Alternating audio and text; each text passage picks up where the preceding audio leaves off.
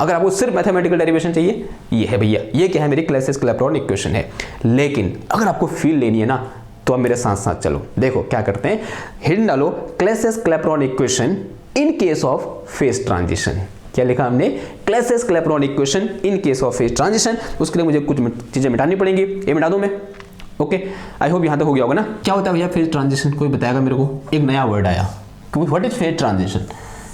Phase का मतलब बताओ। जैसे सब्सटेंस 3 फेज में होता है, कोई भी सब्सटेंस 3 फेज में होता है, सॉलिड, लिक्विड और गैस। और जब कोई सब्सटेंस एक फेज से दूसरे फेज में कन्वर्ट होता है या फिर चेंज होता है, उसी को हम क्या बोलते हैं, फेज ट्रांजिशन बोलते हैं। जैसे सॉलिड से लिक्विड, इसके एग्जांपल क्या हो जाएंगे, जैसे कोई सब्सटेंस पहले क्या था, सॉलिड है, अब वो कहाँ चला गया, लिक्विड में चला गया। ये क्या है, एक टाइप का फेज ट्रांजिशन है। सिमिलरली माना मेरे पास पहले कोई सब्सटेंस था, वो क्या था, लिक्विड था, अब वो कहाँ चला गया, अब वो क्या बन गया, वेपर बन गया। क्या बन गया, वेपर या गैस बन गया। ठीक है, उसी तरीके से मान लिया मेरे पास कोई पहले एक सब्सटेंस था, माना वो क्या था, सॉलिड था, और अब वो क्या बन गया, सीधे गैस बन गया, या बोलते हैं सीधे वेपर बन गया, सॉलिड टू वेपर। ये भी क्या है, एक टाइप का फेज ट्रांजिशन है। अब इन फेज ट्रांजिशन के लिए किस तरीके से हम क्लैसियस-क्लैपेरॉन इक्वेशन देखेंगे, यहाँ पे क्लैसियस-क्लैपेरॉन इक्वेशन को हम किस तरीके से इन सब में अप्लाई करेंगे, ठीक है, वो देखना है। अब इनमें से कोई भी उठा लो, मैं उठा रहा हूँ कौन सा वाला, लिक्विड टू वेपर वाला। ठीक है, मेरे पास कोई एक सब्सटेंस है, वो लिक्विड से वेपर में क्या हो रहा है, चेंज हो रहा है, क्योंकि इसका एग्जांपल हमको डेली लाइफ में देखने को मिल जाता है, तो उसको समझना भी क्या होगा, हमारे लिए बहुत ज्यादा आसान होगा। ओके, तो हिंट डालो किसके लिए, इसके लिए देखते हैं, वेपराइजेशन ऑफ लिक्विड या फिर बोलते हैं इवोपरेशन ऑफ लिक्विड। दोनों अलग अलग चीजें हैं, वेपराइजेशन एंड इवोपरेशन। कोई बताएगा दोनों में क्या अलग होता है, बताओ? एक होता है वेपराइजेशन और एक होता है क्या, evaporation. Evaporation can be happen at any temperature और vaporization is happen at only boiling point. ठीक है, अगर मैं ये बोल रहा हूँ वाटर का वेपराइजेशन हो रहा है, ये इसका मतलब पानी उबल रहा है एट 100 डिग्री सेल्सियस। अगर मैं ये बोल रहा हूँ पानी का इवोपरेशन हो रहा है, तो ऑब्वियस सी बात है temperature will be below 100 degree Celsius. वो 25 में भी हो सकता है, वो 60 में भी हो सकता है, वो डिपेंड कर। ठीक है, आई होप ये पता होगा, वो बचपन की बातें हैं। सबसे पहले बात करते किसी कर रहे हैं हम, लिक्विड टू वेपर की बात कर रहे हैं, लिक्विड टू वेपर। और इसमें भी हम कौन सा वाला वेपराइजेशन ले रहे हैं, इवोपरेशन ले रहे हैं। ठीक है, ऐसे ही बोल सकते हैं evaporation is a kind of vaporization. Evaporation की बात कर रहे हैं, यानी it is below 100 degree Celsius in case of water. हम कोई दूसरा सब्सटेंस भी ले सकते हैं या दूसरा लिक्विड भी ले सकते हैं। ठीक है, यहां पर क्या हो रहा है, इवोपरेशन हो रहा है। क्या हो रहा है, इवोपरेशन।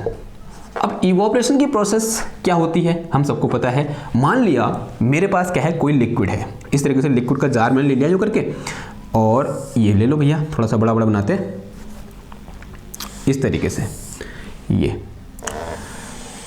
लगाया मैंने यहाँ पर, और यहाँ पर क्या लगा दिया, इस तरीके से ढक्कन लगा दिया। इस पर क्या लगा दिया, इस तरीके से ढक्कन। ढक्कन दिख रहा है आप लोगों को, आई होप दिख रहा होगा। अब यहाँ क्या भरा हुआ है, लिक्विड भरा हुआ है इस तरीके से, ये लिक्विड है इधर पे। अब मैंने क्या किया, इसके टेम्परेचर को बढ़ाना स्टार्ट किया। ठीक है, यहाँ बोल सकते हैं लिक्विड है तो इसको कहीं से हीट मिली, तो क्या होगा, इसके अंदर इवोपरेशन होगा। इवोपरेशन का मतलब क्या होता है कि इसकी जो अपर मोस्ट लेयर में क्या है, जो लिक्विड के मॉलिक्यूल हैं वो किस में कन्वर्ट हो जाएंगे, वेपर के मॉलिक्यूल में कन्वर्ट हो जाएंगे। ठीक है, देखो मैं ये बोल रहा हूँ कि ये किसके मॉलिक्यूल हैं, यहाँ पर दीज आर, जो काले वाले हैं, these are molecule of liquid. किसके मॉलिक्यूल हैं, ये लिक्विड के मॉलिक्यूल हैं जो पास पास हैं। ओके ना, जो नीचे है, जो डेप्थ में जो मॉलिक्यूल है, उनको कोई फर्क नहीं पड़ने वाला उस टेम्परेचर में। ठीक, वो फर्क कब पड़ता है, एट बॉइलिंग पॉइंट। और अभी जो लिक्विड है वो कहाँ है, बॉइलिंग पॉइंट से नीचे है, लेकिन इवोपरेशन तो होगा, यानी यहाँ पर जो लिक्विड कहाँ पर है, सबसे अपर मोस्ट लेयर में जो लिक्विड है, लिक्विड के जो मॉलिक्यूल हैं वो क्या होंगे, ऊपर उठेंगे, यानी वो किस में कन्वर्ट हो जाएंगे, वेपर में कन्वर्ट होंगे। तो उसको थोड़ा सा दूसरी पेन से दिखाऊं। अब देखो क्या होगा, यहाँ से जो मेरे पास इसके अपर मोस्ट लेयर में जो मॉलिक्यूल है वो कहाँ गए, वेपर में कन्वर्ट हो गए। तो ये क्या है मेरे पास, यहाँ पर वेपर है, वेपर के मॉलिक्यूल हैं, वो कहाँ पर है, ये दो एम्प्टी स्पेस है इस पिस्टन और इस लिक्विड के बीच में, वहाँ क्या कर रहे हैं, इस तरीके से घूम रहे हैं। तो जो रेड वाले हैं वो किसके मॉलिक्यूल हैं, वेपर के मॉलिक्यूल हैं, और जो ये काले वाले हैं किसके मॉलिक्यूल हैं, लिक्विड के मॉलिक्यूल हैं। तो ये मेरे पास क्या है, यहाँ पर वेपर मॉलिक्यूल है, और यहाँ ये जो क्या है, ये क्या है मेरे पास, लिक्विड मॉलिक्यूल है।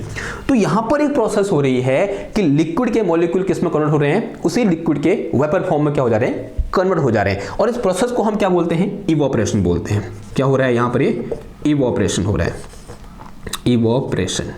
This process is known as evaporation. अब होता क्या है ना, अगर हम थोड़ा सा इसको डेप्थ में जाकर सोचें, होता क्या है, जैसे ये मॉलिक्यूल ऊपर जाएंगे तो कुछ मॉलिक्यूल क्या करते हैं, ऐसे घूमेंगे। माना ये वाला मॉलिक्यूल है, कौन सा वाला, इसको ले लो, मैं ये वाले को, इसको ले लो।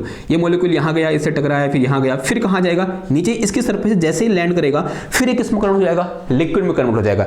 यानी यहाँ पर कंटिन्यूसली जो अपर मोस्ट लेयर के जो मॉलिक्यूल होते हैं वो वेपर में कन्वर्ट हो रहे होते हैं, और जो वेपर में कन्वर्ट हो चुके हैं वो जब इस लेयर के संपर्क में आते हैं या बोलते जब इस लिक्विड के पास आते हैं दोबारा किस में कन्वर्ट हो जाते हैं, लिक्विड में कन्वर्ट हो जाते हैं। ऐसा यहाँ पर क्या होता है, कंटिन्यूसली हो रहा होता है। यानी लिक्विड से लिक्विड के मॉलिक्यूल उसके वेपर के मॉलिक्यूल में कन्वर्ट होते हैं, फिर वेपर के मॉलिक्यूल जैसे इसके कांटेक्ट में आते हैं किस में कन्वर्ट हो जाते हैं, अगेन से लिक्विड के मॉलिक्यूल में कन्वर्ट हो जाते हैं। यानी वेपर किस में कन्वर्ट हो रही है, लिक्विड में कन्वर्ट हो रही है। यानी यहाँ पर उल्टी प्रोसेस भी पॉसिबल है, और उस उल्टी प्रोसेस को हम क्या बोलते हैं, कंडेंसेशन बोलते हैं। जब वेपर लिक्विड में कन्वर्ट होती है इस प्रोसेस को हम क्या बोलते हैं, कंडेंसेशन बोलते हैं। क्या बोलते हैं, कंडेंसेशन। तो यहाँ पर उल्टी प्रोसेस भी हो रही होती है साथ ही साथ, यानी वेपराइज इवोपरेशन भी हो रहा है और दूसरा कंडेंसेशन भी हो रहा है। दूसरा क्या हो रहा है, कंडेंसेशन।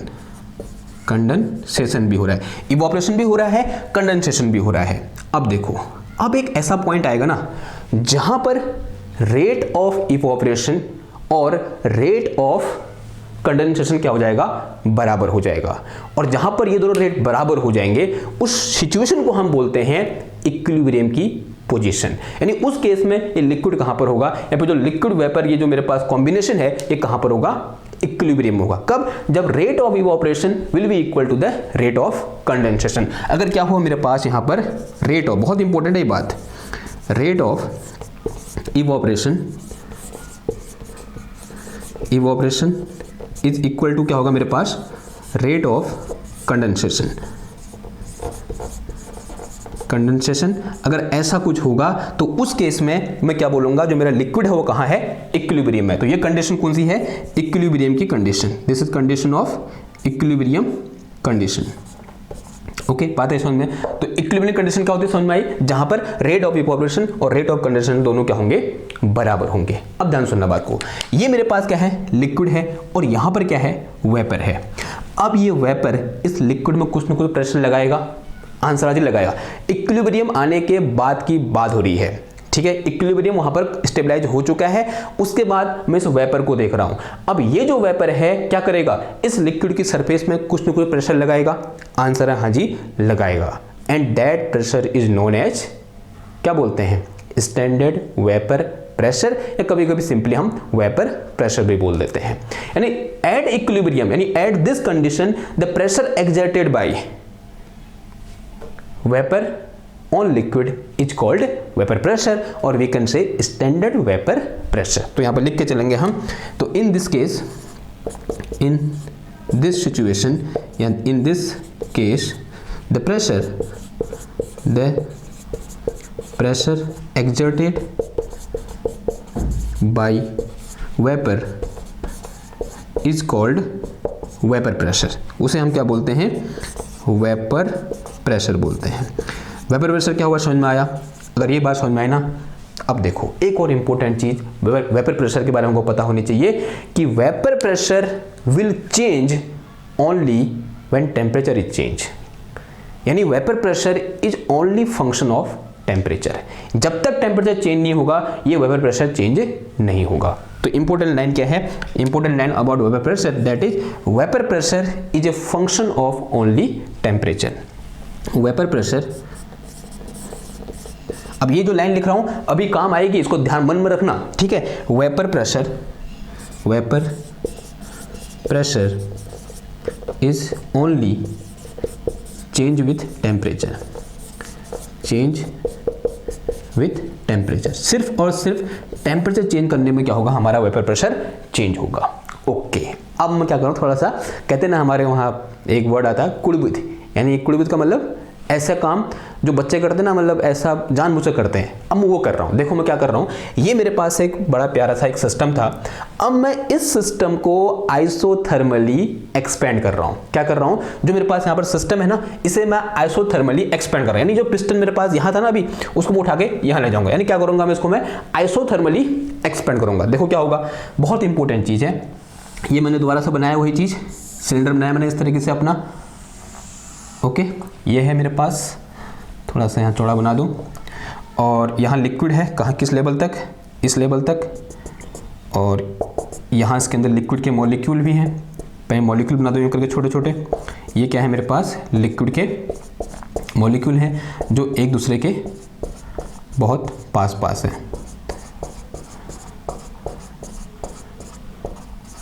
ठीक है ना। अब देखो इनिशियल केस में जो मेरे पास पिस्टन था वो यहाँ पर था। अब मैंने क्या किया, इसको यहाँ से आइसोथर्मली एक्सपेंड किया, उठा के मैं कहाँ ले गया, इधर ले गया। इसको मैंने इस पिस्टन को, अज्यूम करो पिस्टन यहाँ पर है, इसको मैंने यूं किया और इधर पहुँचा दिया पिस्टन। देखो पिस्टन अब इधर है, piston is now here, piston मेरा इधर है। और कैसे किया है, आइसोथर्मली किया है, यानी टेम्परेचर में किसी भी टाइप का चेंज नहीं किया है। अब ध्यान देना बात को।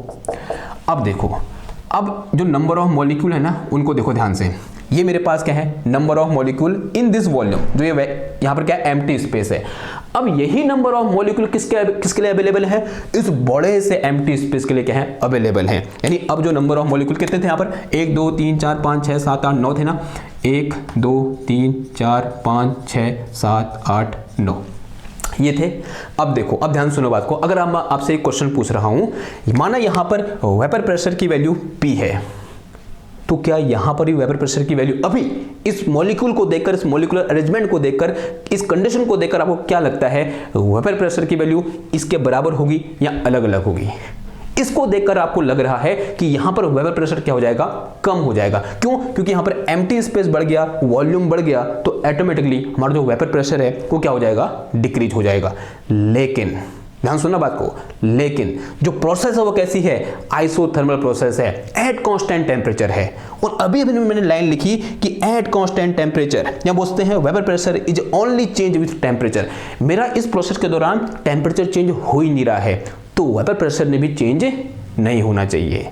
अब ऐसा कैसे पॉसिबल है भाई, मेरे को तो यहाँ पर साफ साफ दिख रहा है जगह बढ़ गई यहाँ पर, तो क्या होगा देखो। अब नेचर की खूबसूरती देखो, नेचर क्या करेगा, उसी टाइम जितनी यहां पर मॉलिक्यूल की कमी है, उतने ही मॉलिक्यूल इस जो मेरे पास क्या है, यहां पर लिक्विड है, इसकी अपर मोस्ट सरफेस से क्या हो जाएंगे, इवोपरेट हो जाएंगे।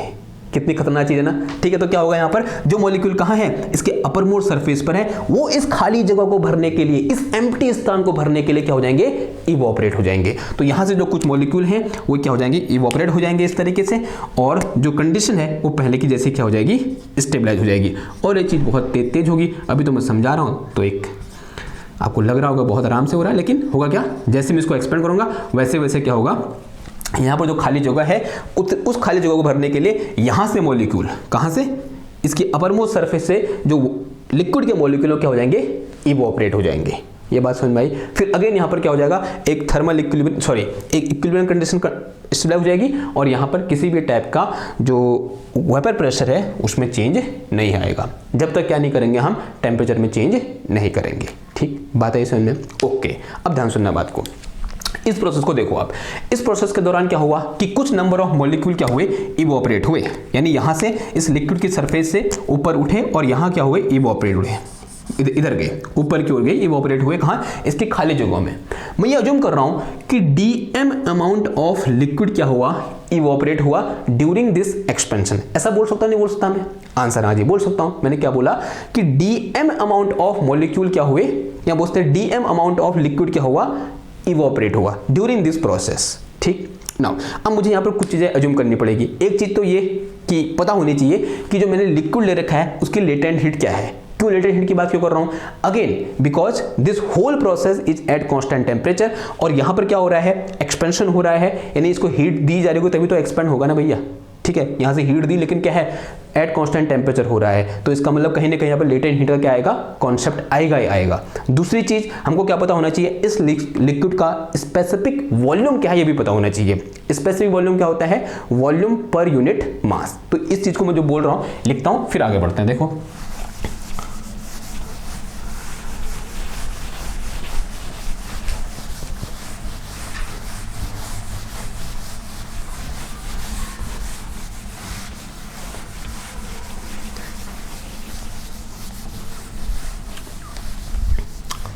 समझो जरा बात को, क्या बोला मैंने। तो let us consider, let us assume L be the specific latent heat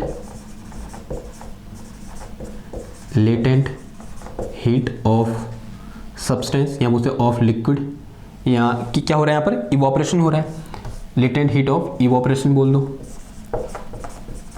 evaporation, and if dm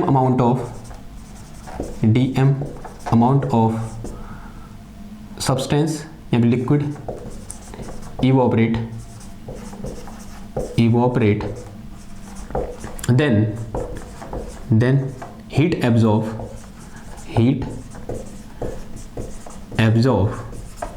dq will be equal to क्या हो जाएगा, dm mass into latent heat, होगा नहीं होगा, तो दिस इज माई dq, तो ये क्या निकल के आया, dq निकल के आएगा। अब देखो इफ v1 एंड, यहाँ इसको ऐसे बोलो v liquid and small v, यहाँ v vapour is specific volume of liquid and दूसरा क्या है, वेपर रिस्पेक्टिवली, देन क्या हो जाएगा, then change in volume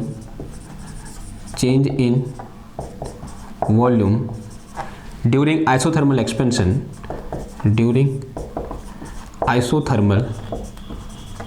expansion,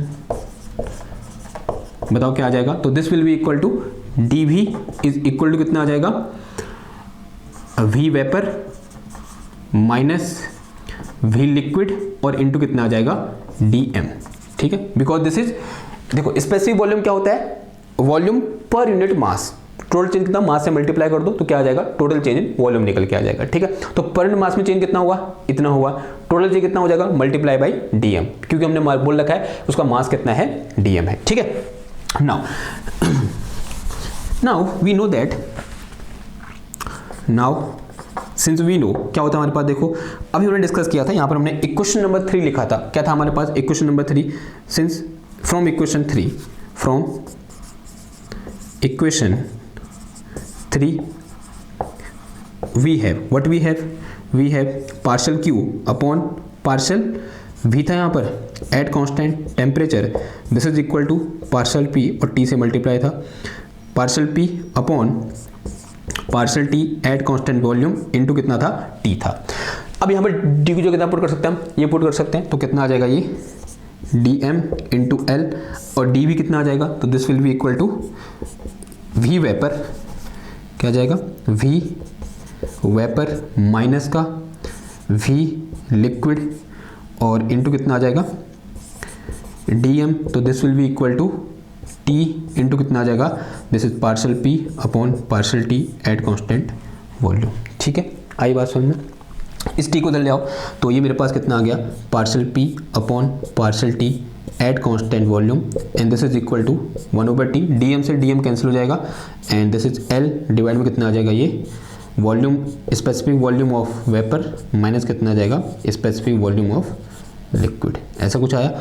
और इसी को देखो, अब मैंने क्या बोला कि this is my p is my vapour pressure and this vapour pressure is only function of temperature, तो अगर ये ओनली फंक्शन ऑफ टेम्परेचर है तो इसको जो पार्शियल डेरिवेटिव उसमें चेंज हो जाएगा, मेरा डेरिवेटिव में जाएगा dp/dt में चेंज हो जाएगा, ठीक है, बिकॉज हमको पता है कि जो p है सिर्फ और सिर्फ किसका फंक्शन है, t का फंक्शन, तो ऐसे लिख सकते हैं हम इसको, तो dp/dt इज इक्वल टू कितना आ जाएगा 1/t और l डिवाइड में कितना आ जाएगा v वेपर और माइनस कितना आ जाएगा v liquid, and this is my Clausius Clapeyron equation in case of evaporation, ठीक है, तो इवोपरेशन के केस में जो क्लेसियस-क्लैपेरॉन इक्वेशन है वो कुछ ऐसी होती है, ओके। अब देखो एक और इंपॉर्टेंट चीज, यहां पर मेरे पास दो फेज है, एक फेज मेरे पास क्या है, वेपर है, और दूसरा फेज क्या है, मेरे पास लिक्विड है, and both phase are coexist in equilibrium, बहुत इंपॉर्टेंट लाइन है कि in this case both phase, this liquid and vapour both are coexist, दोनों साथ एग्जिस्ट कर रहे हैं और दोनों कहां पर हैं, इक्विलिब्रियम में है, और जब ये दोनों इक्विलिब्रियम में है तब ये कंडीशन यहां पर निकल के आ रही है, okay. This Clausius Clapeyron equation in case of evaporation tell us rate of change of temperature rate of change of vapour pressure with temperature, या पूछते हैं this equation tell us about rate of change of vapour pressure with temperature when two phases are coexist, जब दो phase क्या करते हैं, coexist at equilibrium. मैं लिखता हूं, समझ में आएगा, ठीक है। दिस इक्वेशन, इसको क्या बोल दो, कितने इक्वेशन हो गए थे, जितने भी होता ऐसे लिखो, this above equation, this above equation tell us rate of change of vapour pressure, rate of change of vapour pressure with temperature tell us about लिखते हैं यहाँ पर, ठीक है, about, tell us about rate of change of vapour pressure with temperature when both phases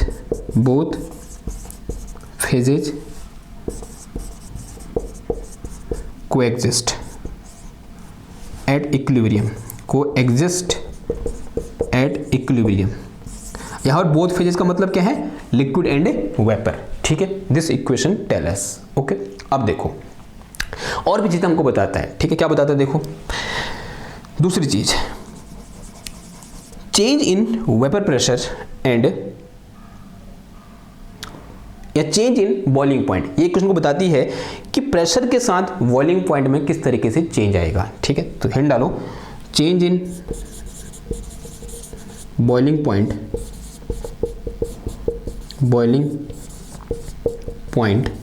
with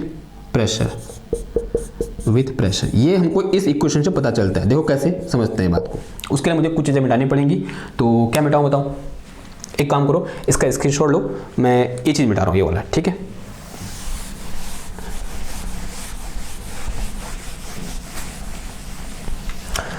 change in boiling point with pressure, देखो कैसा change आएगा। इस चीज को देखो, इस इक्वेशन को देखो, since what we have dp by dt is equal to 1/t और L divided by v vapour minus का v लिक्विड, ठीक है। ये मेरे पास v वेपर क्या है, this is specific volume of vapour, यानी volume per unit mass of vapour, and this is volume per unit mass of liquid. इन दोनों में से बड़ा कौन होगा, ऑब्वियसली बात है लिक्विड वाला बड़ा होगा, सॉरी वेपर वाला बड़ा होगा। तो specific volume per unit mass of vapour will be greater than specific volume of liquid, ठीक है। ये होगा नहीं होगा बताओ, सिंपल सी बात है यार, ठीक है। अगर आप करोगे तो किसका ज़्यादा वॉल्यूम ज़्यादा आएगा, वेपर का, ठीक। अगर आप यूनिट मास वेपर ले रहे हो और यूनिट मास लिक्विड ले रहे हो, दोनों में किसका वॉल्यूम ज़्यादा होगा, वेपर का, बिकॉज एक्सपेंड ज़्यादा करती है ना, ज़्यादा जगह घेरती है। हवा बोल सकते हैं, गैस बोल सकते हैं, अभी वेपर बोल रहे हैं, ज़्यादा स्पेसिफिक हो रहा है, ठीक है, क्योंकि इस केस में वेपर बन रहा है। तो वेपर का वॉल्यूम क्या होगा, हमेशा लिक्विड के वॉल्यूम से ज़्यादा होगा। इसका मतलब ये जो मेरे पास नीचे चीज़ है हमेशा क्या आएगी, पॉजिटिव आएगी। अगर ये चीज़ पॉजिटिव आएगी, इसका मतलब जो मेरे पास dp बाई dt होगा, ये हमेशा क्या होगा, पॉजिटिव होगा। ये हमें ध्यान रखना है कि चेंज इन प्रेशर और चेंज इन टेम्परेचर का जो रेशियो होगा वो हमेशा क्या रहेगा, पॉजिटिव रहेगा। अब देखो, अब ध्यान से सुनना बात को। वाटर की बात करते हैं, किसकी बात करते हैं, वाटर। ये देखना चाह रहे हैं कि किस तरीके से बॉइलिंग पॉइंट में चेंज आएगा। इनिशियली जो मेरे पास मान लो जो प्रेशर है P1 है, वो कितना है, 1 atm है, यानी एटमॉस्फेरिक प्रेशर पर हमारा पानी उबल रहा है। और जो टेम्परेचर है, और आमतौर पर कितना होता है, 100 डिग्री सेल्सियस पर पानी उबलता है, ठीक। सिंपल सी बात है, pressure is 1 atm and temperature is 100 degree Celsius. कोई दिक्कत है यहाँ तक, कोई दिक्कत नहीं है। अब मैं क्या कर रहा हूँ, अपने प्रेशर को कम कर रहा हूँ या बढ़ा रहा हूँ, एक बार कम कर दूँ मैं इसको, मैं क्या कर रहा हूँ, प्रेशर को कम कर रहा हूँ। नाउ लेट अस से माय प्रेशर बिकम, जो P2 हो गया मेरा, वो कितना हो गया, 0.5 atm हो गया। ऐसा हम कर सकते नहीं कर सकते, आंसर है हाँ जी, ऐसा हम कर सकते हैं। अब देखो, अगर P2 कम हो गया, अगर मैं ऐसे चेंज इन प्रेशर dp निकालूं, तो dp will be equal to क्या हो जाएगा, P2 minus P1 and this will come out negative. आएगा नहीं आएगा बताओ, this P2 minus P1 is negative. ठीक है। अब देखो, अब मेरे पास अगर मैं dt निकालूं तो dt ने क्या आना चाहिए, आपका अनुमान क्या कहता है, ये क्वांटिटी हमेशा पॉजिटिव होनी चाहिए। जो ये क्वांटिटी है dp/dt ये हमेशा पॉजिटिव होनी चाहिए। अब मेरा यहां पर जो dp है वो ऑलरेडी नेगेटिव आ चुका है, इसका मतलब dt ने कैसा होना चाहिए, पॉजिटिव या नेगेटिव। इसे पॉजिटिव होने के लिए ऑब्वियस सी बात है इसने भी नेगेटिव होना चाहिए, नेगेटिव नेगेटिव कैंसिल होगा तब जाके क्या बनेगा, ये पॉजिटिव बनेगा। तो इसने भी क्या आना चाहिए, यहां पर नेगेटिव आना चाहिए। और इसने नेगेटिव आने के लिए जो T2 होना चाहिए वो क्या होना चाहिए, T2 must be less than T1 होना चाहिए, होना नहीं चाहिए, होना चाहिए भी नहीं होना चाहिए, आंसर हाँ जी होना चाहिए। तो इस केस में जो T2 होना चाहिए क्या होना चाहिए, लेस देन T1 होना चाहिए। यानी जैसे मैंने प्रेशर कम किया क्या हुआ, बॉइलिंग पॉइंट कम हो गया। मान लिया अब बॉइलिंग पॉइंट कितना हो गया, 80 डिग्री सेल्सियस हो गया। कितना हो गया, 80 डिग्री सेल्सियस। यानी जहां पहले पानी 100 डिग्री सेल्सियस में उबल रहा था, वहीं अब हमारा पानी कितने डिग्री सेल्सियस में उबलने लग गया, प्रेशर कम करने के बाद 80 डिग्री सेल्सियस में उबलने लग गया। ये इक्वेशन को बताती है, बता रही नहीं बता रही, आंसर हाँ जी बता रही। यही रीजन है जब हम पहाड़ों में जाते हैं तो वहाँ पानी जल्दी उबल जाता है। अगर पानी जल्दी उबल जाएगा तो जैसे ही उबलेगा वहाँ पर जिस बॉइलिंग पॉइंट पर टेम्परेचर कांस्टेंट हो जाता है, तो टेम्परेचर कांस्टेंट जल्दी हो जाएगा। 80 डिग्री सेल्सियस से ऊपर पानी गर्म हो ही नहीं पाएगा अगर मैं प्रेशर कम करूंगा तो पहाड़ों में जहाँ प्रेशर क्या होता है, कम होता है, पहाड़ों में प्रेशर कम होता है। प्रेशर कम होने से बॉइलिंग पॉइंट जल्दी अचीव हो जाता है। जो पानी तराई में या समुद्र किनारे 100 डिग्री सेल्सियस में गर्म हो रहा था, वो पानी वहां जाके पहाड़ों में जाके अब 80 डिग्री सेल्सियस में ही गर्म हो जा रहा है। यानी इससे ऊपर को पानी का टेम्परेचर बढ़ ही नहीं रहा है। अगर पानी का टेम्परेचर इससे ऊपर बढ़ ही नहीं रहा है तो वहां पर आलू को उबलने को, चावल को पकने में या दाल को पकने में क्या लगेगी, देर लगेगी। आंसर हाँ जी लगेगी। अब देखो यहीं से आविष्कार होता है किसका, प्रेशर कुकर का। अगर मैं ये चाहता हूं मेरा खाना जल्दी पक जाए तो मुझे क्या करना पड़ेगा, इस बॉइलिंग पॉइंट को इंक्रीज करना पड़ेगा। और ये बॉइलिंग पॉइंट को इंक्रीज करना यानी पहले जो पानी 100 डिग्री सेल्सियस में क्या हो रहा था, गर्म हो रहा था, या गर्म नहीं बोलेंगे, उबलना बोलेंगे। जो पानी पहले 100 डिग्री सेल्सियस में उबल रहा था, अगर अब वही पानी 120 डिग्री सेल्सियस में क्या हुए, उबले, तो खाना जल्दी बनेगा नहीं बनेगा, आंसर हाँ जी बनेगा। अगर खानी जल्दी बनाना है तो टेम्परेचर को बॉइलिंग पॉइंट को बढ़ाना है। अगर बॉइलिंग पॉइंट को बढ़ाना है तो प्रेशर बढ़ाना है। यही रीजन होता है कुकर प्रेशर में क्या लगाते हैं हम, कुकर में क्या लगाते हैं, प्रेशर कुकर में क्या लगाते हैं, प्रेशर लगाते हैं। ऊपर से उसका ढक्कन बंद कर देते हैं। ढक्कन बंद करने से प्रेशर बढ़ता है, प्रेशर बढ़ने से बॉइलिंग पॉइंट बढ़ जाता है। वही पानी जो भगोने में 100 डिग्री सेल्सियस में उबल रहा था, वो कुकर के अंदर कितने में उबलता है, 120 डिग्री सेल्सियस में उबलता है। यानी पानी का टेम्परेचर 100 डिग्री सेल्सियस से ऊपर भी बढ़ सकता है। पानी इवोपरेट नहीं होगा, या बोलते हैं वेपराइज नहीं होगा। क्या करेगा, उसका जो वेपराइजेशन का पॉइंट है वो बढ़ गया है। ठीक, ये बात आई समझ में, क्योंकि वेपराइजेशन तक पहुंचने के बाद पानी के टेम्परेचर में कोई चेंज नहीं आता है जब तक कि पूरा पानी सूख न जाए, जब तक पूरा का पानी इवोपरेट नहीं हो जाए। अब जैसे मैंने प्रेशर बढ़ाया, प्रेशर बढ़ाने से उसका बॉइलिंग पॉइंट क्या किया, इंक्रीज किया। बॉइलिंग पॉइंट इंक्रीज किया तो क्या हुआ, खाना जल्दी पक गया। यानी प्रेशर कुकर में आलू जल्दी पक जाते हैं। और अगर हम समुद्र तल पर जाएं, समुद्र में प्रेशर क्या होता है, ज़्यादा होता है, तो समुद्र तल में खाना जल्दी बन जाएगा, पहाड़ों में खाना देर में पकेगा। ठीक, ये बात समझ में आई आपको, आई नहीं आई, आई होप आई होगी। तो ये इन्फॉर्मेशन को मिलती है किससे, क्लैसियस-क्लैपेरॉन इक्वेशन से। अब आपको थोड़ा बहुत क्लैसियस-क्लैपेरॉन इक्वेशन के बारे में जो फील है वो थोड़ा बहुत आ रही होगी। मेरे को ऐसा मतलब लग रहा है कि आ रही होगी। आ रही नहीं आ रही, आंसर है आ रही होगी यार, क्या बड़ी बात है। ठीक है ना। अब एक चीज और, मैंने सिर्फ यहां पर ये वाला फेज ट्रांजिशन देखा। क्या क्लैसियस-क्लैपेरॉन इक्वेशन इस ट्रांजिशन के लिए भी पॉसिबल है, एप्लीकेबल है, आंसर हाँ जी है। जितने टाइप के इस टाइप के फेज ट्रांजिशन होंगे, जहां जहां पर ये एल भाई साहब दिखेंगे, एल यानी लेटेंट हीट, यानी जिस फेज ट्रांजिशन में लेटेंट हीट इन्वॉल्व होगी उसके लिए हमारी क्लैसियस-क्लैपेरॉन इक्वेशन क्या होगी, एप्लीकेबल होगी। एक क्या है मेरे पास, जैसे आइस का पानी में बदलना, एक क्या है, फेज ट्रांजिशन है। यानी एट मेल्टिंग पॉइंट आइस पिघल रही है, मेल्टिंग ऑफ आइस हो रही है, फेज ट्रांजिशन हो रहा है, एट कांस्टेंट टेम्परेचर हो रहा है, तो वहां पर क्लैसियस-क्लैपेरॉन इक्वेशन लगेगी। एक बार लगा के देख लें। ठीक है, चलो एक क्वेश्चन करते हैं और फिर इसको एंड करते हैं लेक्चर को एक क्वेश्चन के साथ, और उस पर हम ये वाला फेज ट्रांजिशन लेंगे। ठीक, किसको मिटाऊं मैं, इधर मिटा दूं, इधर मिटाऊं, यहां मिटाऊं, यहां मिटाता हूं। ठीक है,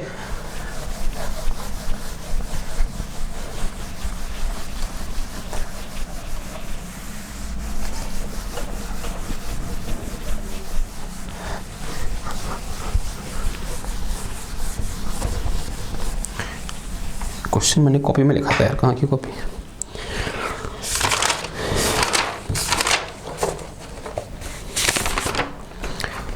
ठीक है, देखो कैलकुलेट, मैं क्वेश्चन लिखता हूँ, ठीक है, ताकि आपको दिक्कत ना हो बाद में। Calculate in melting point, calculate the change in melting point, question है, calculate the change in melting point of ice at 0 degree Celsius, at 0 degree Celsius when pressure is increased by, when pressure is increased by 2 atm, 2 atmospheric pressure। ठीक है, और कुछ चीज़ हमको given है, given है मेरे को क्या, लेटेंट हीट ऑफ फ्यूजन, यानी आइस किस में चेंज हो रही है, वाटर, इस प्रोसेस का बोलते हैं फ्यूजन बोलते हैं। This is equal to melting भी बोल सकते हैं, 7.96 कैलोरी पर ग्राम, ये दे रखा है। और दूसरा हमको क्या दे रखा है, specific heat of water, this is equal to 1.0, यार गलत तो देख लीजिए, ये होती है कितनी, 3 जीरो था ना, 2 जीरो लिख दे, 1.001 इतना सेंटीमीटर क्यूब पर ग्राम। और दूसरा हमको दे रखा है क्या, specific heat of ice, this is equal to 1.0908 और ये क्या, सेंटीमीटर क्यूब पर ग्राम, ऐसा कुछ दे रखा है। हमें क्या निकालना है, मेल्टिंग पॉइंट में कितना चेंज आ जाएगा। पहले मेल्टिंग पॉइंट क्या होता है हमारे आइस का, 0 डिग्री सेल्सियस होता है, और मैंने प्रेशर को कितना चेंज किया, 2 atm चेंज किया, डीपी इक्वल टू कितना दे रखा है, DP is equal to 2 atm, 2 atmospheric pressure. ठीक है, और लेटेंट हीट ऑफ फ्यूजन ये दे रखी है हमको। देखो क्लैसियस क्लैपेरॉन इक्वेशन होती है क्या, देखो पहले तो ये देखो, डीपी इक्वल टू क्या होता है, dt अपॉन 1/T। अब आइस मेल्ट कर रही है तो किस टेम्परेचर में मेल्ट करती है, मेल्टिंग पॉइंट क्या होता है, 0 डिग्री सेल्सियस, यानी 273 डिग्री सेल्सियस केल्विन, 273 केल्विन, ये आ जाएगा। फिर क्या है, L है, और L कितना होगा, देखो L ऑफ क्या आ जाएगा, फ्यूजन आ जाएगा, यानी लेटेंट हीट ऑफ फ्यूजन आ जाएगा।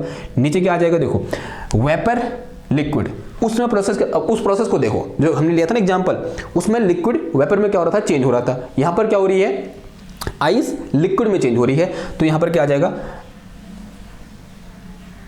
आइस जो है किस में चेंज हो रही है, लिक्विड में चेंज हो रही है, तो पहले किसका आएगा, लिक्विड का।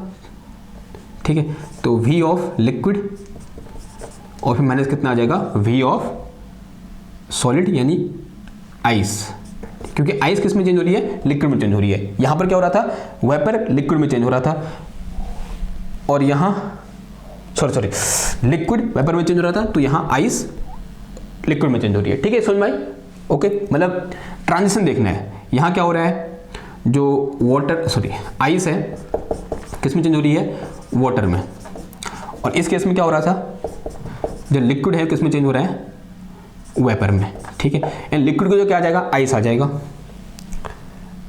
यहां जो लिक्विड था उसके जो क्या आ गया, आइस आ गया, और वेपर के जो कितना आ जाएगा, वाटर आ जाएगा, तो ये क्या आएगा, वाटर। ठीक है, W लिख दिया, ओके, बात आई समझ में। ठीक, अब वैल्यू पुट कर दो। फिर डीपी कितना है, 2 atm है, तो कितना आ जाएगा ये, 2 atm अपॉन dt, यही dt निकालना है, चेंज इन मेल्टिंग पॉइंट निकालना है।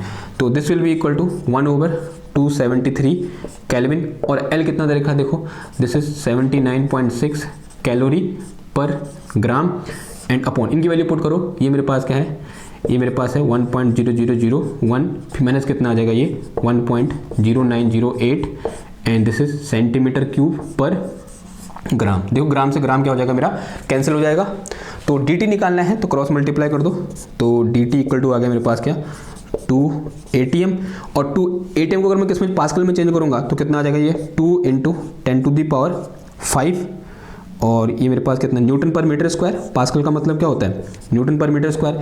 फिर ये इसके साथ मल्टीप्लाई होगा, इंटू कितना आ जाएगा, ये 273 केल्विन, फिर इंटू इन दोनों को माइनस कर दो, कितना बचेगा, नेगेटिव आ जाएगा ना, माइनस का यह है मेरे पास क्या, माइनस करेंगे तो ER में से 8 गया, सही लिखा मैंने, पॉइंट,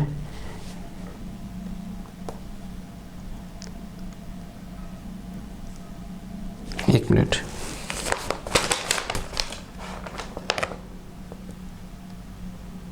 ओह सॉरी, बड़ा ये है ना, ये छोटा है, इससे इसको घटाएंगे तो कितना आएगा, ये क्या करता है यार, दिमाग खराब है, 7 0 9 0 1 2 3 0.0 नेगेटिव का ये आ जाएगा, ठीक है। और ये इतना क्या आ जाएगा, सेंटीमीटर क्यूब, और अपॉन में कितना आ जाएगा, दिस इज 9.6 कैलोरी है, इसको जूल में चेंज करो, 4.2 से मल्टीप्लाई कर दो तो 4.2 क्या आ जाएगा, जूल आ जाएगा, ठीक। इसको मीटर में चेंज करना पड़ेगा फिर अब, तो कितना आ जाएगा, देखो यहाँ से dt इक्वल टू 2 × 10⁵ और नेगेटिव आ रहा है, ध्यान दो नेगेटिव आ रहा है इधर से, और ये मेरे पास क्या है, न्यूटन पर मीटर स्क्वायर, और फिर इंटू कितना आ जाएगा, ये 273 केल्विन, एंड फिर इंटू कितना आ गया, ये 0.0907, और अगर मीटर क्यूब में करेंगे तो 10⁻⁻6 हो जाएगा ये, और इतना क्या आ जाएगा, मीटर क्यूब, और डिवाइड में कितना आ जाएगा, ये 79.6 और इंटू 4.2 जूल के लिख सकता हूँ मैं, न्यूटन मीटर लिख सकता हूँ, ठीक है, जूल को मैं न्यूटन मीटर लिख सकता हूँ, आंसर आज लिख सकता हूँ। देखो ये मीटर और ये मीटर क्यूब, ये 3 कट जाएंगे, न्यूटन से न्यूटन उड़ गया, बचा क्या सिर्फ केल्विन, तो dt केल्विन में आएगा, ऑब्वियस सी बात है। And this is equal, solve करना है इसको, ये सॉल्व करके आ रहा है मेरे पास कितना, ये आ रहा है हमारा, कहाँ गया था, इधर है, ये आ रहा है माइनस का 0.015 केल्विन, ठीक है, यानी चेंज इन मेल्टिंग पॉइंट कितना आ जाएगा, इतना आ जाएगा, और इसी को मैं और कर लिख सकता हूँ, दिस इज माइनस का 0.015 डिग्री सेल्सियस, बिकॉज चेंज है तो केल्विन लिखो, डिग्री सेल्सियस में लिखो, एक ही बात होती है।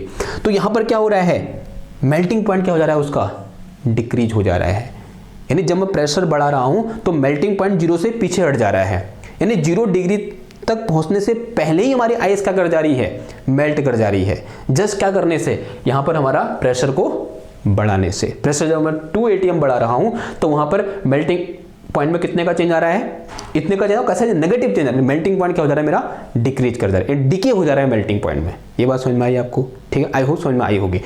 2 atm प्रेशर घटाने में अगर मेल्टिंग पॉइंट में इतना चेंज आया तो 1 atm प्रेशर घटाने में कितना चेंज आएगा बताओ, सॉरी 1 atm प्रेशर बढ़ाने में कितना चेंज आएगा, या मुझसे पर atm प्रेशर बढ़ाने में मेल्टिंग पॉइंट में कितना चेंज आएगा डिवाइडेड बाई 2। तो अगर मैं पर atm निकालूंगा, पर atm